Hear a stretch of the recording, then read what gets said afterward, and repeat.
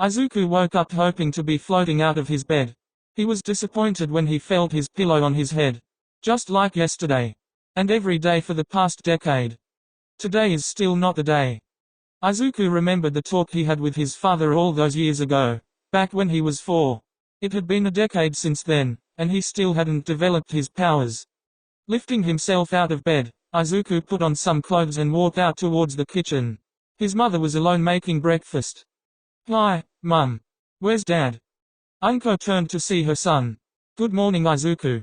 Your father is in Greece, I think. Something about a sea monster." That made sense. When normal heroes couldn't handle an issue or were too focused on civilians, calling Omni-Man was a good way to deal with problems. And if he thought it was worth his time, Omni-Man wouldn't hesitate to come help. "Do you know what time he'll be back?" "It's hard to tell sometimes," Anko said as she steamed both the rice and vegetables at the same time. "He might make it back before you leave." "I wouldn't." Knock knock. It was at that moment that Hisashi, wearing his red and navy blue costume, walked through the front door. His hair and his cape were still wet. "I hope I'm not late." The Kraken was a little more difficult to deal with than I expected. I swear Earth has a problem with sea monsters. Every few months I'm fighting a new one. "It wasn't too hard for you, right, Dad?" Izuku asked, his eyes burning with curiosity and admiration. An admiration that earned a smile from Hisashi. "Not at all. I just had to find the right spot to punch. It was incredibly easy after that." Now, I don't want to hear about sea monster fights at the breakfast table," Anko said, interrupting them both. "You can discuss your little adventures later. Izuku has school today, and you have work to do, Hisashi. You should both eat up." "Actually, I'm going to need a shower. Sea monsters leave a bad smell." "Not so fast," Anko said as she dropped Izuku's plate in front of him and went to her husband. "Come here." Izuku couldn't see them kissing, but he could hear the smooching and moaning. It was an awkward place to be. "I can go to school without eating. I don't think I would mind doing that." "Really? Don't be so childish, Izuku. Most kids would be happy to see their parents being together." "Not that close," Izuku muttered in response. He quickly drank the rest of his soup, along with chewing the rice and vegetables. "I'm heading out to school now. I'll be back later." "Hold up, Izuku," Hisashi said as he turned his body to face his son. "I noticed your shoulders slump. I keep telling you not to worry." Rather than being cheered up, Izuku was just upset that his father noticed. He didn't want to make a big deal of that fact. "It's fine, Dad. I'm all right. I've told you. Even the latest bloomers on Viltrum would get their powers before what would be their 18th birthday. Mixed race or not. We just have to be patient. They should be due any day now." Izuku nodded half-heartedly. "I understand, Dad. I'll keep waiting. I'll see you after school." Anko turned her husband to face her. "Hisashi, you shouldn't get his hopes up like that. You saw how disappointed he was when he didn't get a quirk. Do you want to put him through that again?" "Anko, I'm not trying to set him up for anything. What I said was true. Beings with even a quarter of Viltrumite blood will gain our powers. Some just get them later than others. I'm sure Izuku will get his abilities any day now." Anko sighed. She had her own reservations about her husband's words, but she kept them to herself. "Let's just hope you are right. I don't like seeing our son upset." "Neither do I, Anko. Don't worry. I'm sure things will be fine." As Anko went to prepare her own breakfast, Hisashi eyed the door his son left. His eyes were narrowed. Izuku never had any luck making friends. Since he didn't get a quirk at 4 years old like everyone else, he was left as the quirkless nobody no one wanted to associate with. The last time he had friends was when he was 5. Back when Kaken was at least willing to keep him around. Before the incident at the lake. Izuku tried to push down his feelings as he sat down in his seat and pulled out his notebook. He opened up to the last page he had been working on. The one that focused on one of the newest heroes so far. Camus Woods. His quirk is his wooden body. He can control and adapt his body to different situations. Being wood, he is weak against fire. But I wonder. Shut it, nerd. I don't want to start my day listening to your shitty mumbling. Izuku immediately shut up and tensed up when he heard that voice. He looked up to see the red-eyed spiky-haired blonde boy glaring at him. "Oh.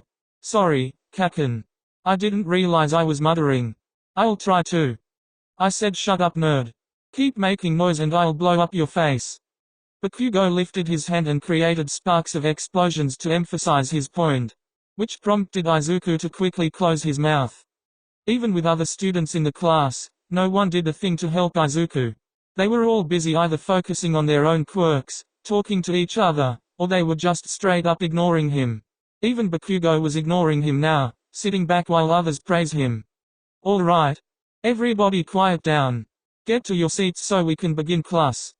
It takes a while, but everyone does eventually sit down in their spots. Once they do, the teacher brings out a stack of papers from his briefcase. So the school wants me to tell you about this now, since graduation is only a few months away now. All of you will have a choice after middle school if you want to pursue higher education or join the workforce. What these forms are for is. The teacher gave up halfway through his sentence and tossed the papers away. Ah, who am I kidding? You're all going to try out for UA, aren't you? The class erupted into confirmational cheers after that.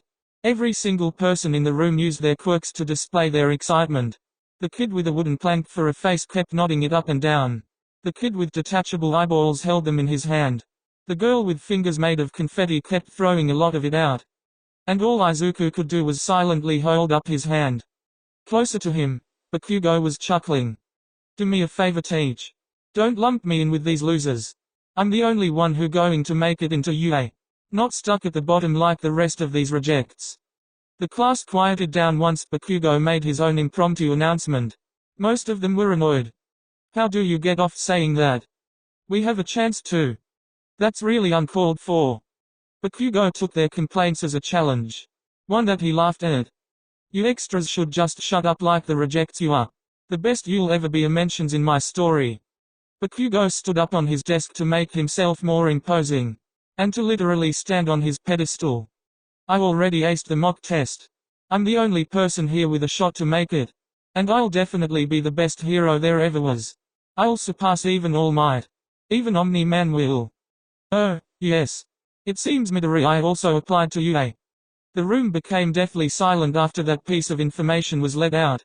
Creepily, silently, every pair of eyes in the room turned to Izuku. And every person abruptly exploded into laughter. Midoriya? Really? He can't get in just by studying. Fanboying isn't a quirk, you know. There's no way they'd take a quirkless kid. I'm not quirkless. Izuku tried to explain himself. But his anxiety along with the constant jeers made thinking harder than usual for him. And there are no rules against quirkless anymore. I could still. Izuku jumped out of his chair just as his desk got blown up. Bakugo was standing over him with a smoking hand. Deku, have you forgotten what you are? You're below these rejects. You're quirkless. What makes you think you stand in the same ring as me? I'm not trying to upstage you or anything like that, Kaken. I just want to be a hero too. Stop being delusional, you stupid nerd. It doesn't matter if you take the test. You're as worthless as you are quirkless. What can you do? Izuku, unfortunately, did not have an answer to that. Not yet, anyway. All right. That's enough, the teacher said, waving a paper around to get the attention back on him. As entertaining as this is, I will have to report the damaged desk if neither of you wants to get into any more trouble. I suggest you sit down and pay attention. We still have a lesson for today. Growling, Bakugo went back to his desk. He mumbling something about a shitty old man. Izuku went back to his desk too. Izuku wasn't able to focus on the lesson all that much, so he instead focused more on his journals. Right now he was on his 14th, and he was revising the notes on Camus Woods. Except that this time, he was mindful not to make a sound. He didn't want any more attention on him. The rest of the day passed by uneventfully. No one talked to Izuku, but that was normal. That's why focused on his notebook the entire school days. Right now, he was looking at a picture he had drawn when he was little. It was something he saw on the news and drew in all of his notebooks. His father and All Might were shaking hands. It was something Izuku constantly asked his father about, even if he didn't get an answer. Something about respecting privacy. Izuku's musings were cut short when the notebook was snatched from the desk. Kaken. The hell you looking at now, nerd? Bakugo took one look at the drawing. He sneered. You really still look up to these old geezers? Don't you realize that I'm going to be on top of both of them someday? I mean, I admire them both. I just remember that time they were on the news together. Izuku didn't really know how to word his thoughts. His father had always told him to keep their powers and origins a secret. He didn't want either of them to be known as aliens until the right time, so he said, "Well, that's all they're going to be once I reach the top." Old news. But you, Deku? Bakugo said as he crushed the notebook. You won't ever be newsworthy. Kaken. Izuku couldn't only watch in desperate hopelessness as Bakugo blew up his notebook and tossed it out the window. Do yourself a favor and take a dive off the roof, Deku. Without a quirk, no one is going to give you the light of day. Bakugo rejoined his two friends to go to the arcade, leaving a distraught Izuku behind. Izuku found his notebook in one of the ponds outside of the school. Surprisingly, it wasn't in terrible condition. Most of the pages were still legible, despite being burnt and wet. But Izuku was too upset to be able to feel relief. Bakugo's words kept ringing in his head. Do yourself a favor and take a dive off the roof, Deku. Without a quirk, no one is going to give you the light of day. The thing was, Bakugo was right. In this superhuman society, the only way to gain recognition and acceptance was to have a power of your own. Even a weak quirk was better than none. Otherwise, you were exempt from everything. The worst part was that even if Izuku wouldn't have a quirk, the powers he could disguise as a quirk hadn't come in either. Izuku's father had always said that his Viltrumite abilities were bound to kick in eventually, but it had been more than a decade since he had first said that. And despite all of his father's assurances, Izuku was beginning to doubt if he would ever get his powers. And if he did, it might be too late. Most of the best hero schools only accepted teenagers. There were some courses you could take as an adult, but those were rarer and nowhere near as prestigious. And none of them were UA. All Might's alma mater and the best hero school in Japan. All Might was the greatest hero in Japan, probably the second greatest in the world. And he was one of Izuku's idols, one of the two men he has looked up to all of his life. And without any sort of power, Izuku had no hope of being like either of them. It was that line of thought that guided Izuku towards Dagobah Beach. It was a place Izuku used to go with his family a lot, back when the beach was actually habitable. Nowadays, there was too much trash to even recognize it as a beach anymore. Everything from candy wrappers to junk refrigerators, people started to feel free to just dump any and all garbage that they could find onto these sands. So of course Izuku would go there when he was upset. He felt right at home amongst the garbage. I'm never going to be a hero, am I? Izuku sat down on the sand as that thought kept coursing through his mind. It wasn't the thought he wanted in his head. It wasn't one that he relished or even liked to consider. But it was one that was getting stronger every day. And today it was especially palpable. UA might accept a quirkless student, but never into the hero course. Even if I make it in, I won't make it in. Izuku tried, he really tried, to fight back the tears. But he wasn't able to stop them from flowing down from his eyes and onto his face. Snot and mucus dripped from his nose too, with no way for Izuku to stop himself. All he could do was wallow in his own sadness, sitting down by himself on a beach. Suddenly, there was another emotion coupled with Izuku's sadness. He was angry. This isn't fair. It isn't fair. Izuku kicked a small metal pipe, not even bothering to see where it went. He just wanted to kick it. My dad's the strongest person in the world. And my mum has a decent quirk. And what do I get out of that? Izuku clenched his fist and gritted his teeth. He already knew the answer. Nothing. I didn't get anything out of it. Izuku grabbed a rock and chugged it at the water. He wiped his eyes of tears and looked ahead. He saw clean and clear water. Izuku's eyes widened when he realized that there were no ripples in the water. The only way that would have happened was if Izuku picked up another rock from the sand. This time he kept his eyes focused directly forward as he geared up his arm, moving it back, and getting ready. He tossed the rock. Izuku watched with joyful and disbelieving eyes as the rock shot across the sky. It flew for miles and miles. Izuku lost track of how far away the rock went. He didn't even know if it landed in the water. They're here. Izuku had to say it to himself again in order to believe it. They were finally here.